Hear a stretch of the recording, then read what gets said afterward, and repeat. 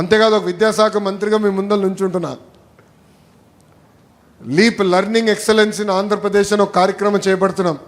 దాంట్లో భాగంగా మొదటి స్కూల్, వరల్డ్ క్లాస్ తరహా స్కూల్ మంగళగిరి నియోజకవర్గంలోనే నేను అభివృద్ధి చేయబోతున్నానని మీకు తెలుపుతున్నా.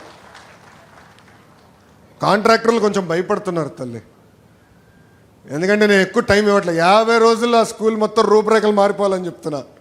ప్లే గ్రౌండ్ కట్టాలి, మిగతా విషయాలు ఉన్నాయి. ఇప్పుడే చెప్తే మళ్ళీ మీరు తేలిగ్గా తీసుకుంటారు. కట్టిన తర్వాత మీరు చూడాలి.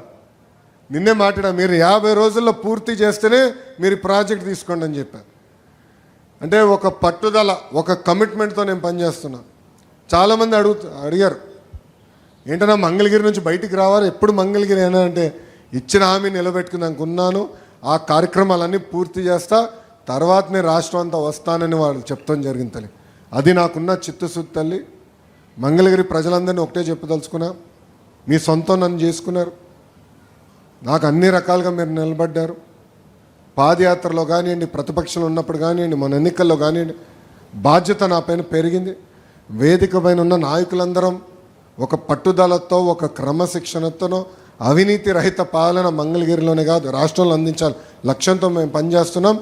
మంగళగిరి ప్రజల్ని నా గుండెల్లో పెట్టుకుని అహర్నిశలు పనిచేస్తానని ఈ సభాముఖం మీ అందరికీ నేను హామీ ఇస్తూ,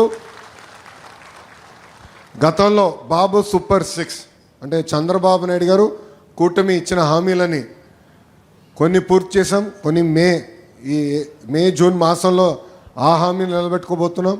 ఇంకో పక్కన మంగళగిరి నియోజకవర్గానికి ప్రత్యేకంగా నేను కొన్ని హామీలు ఇచ్చాను.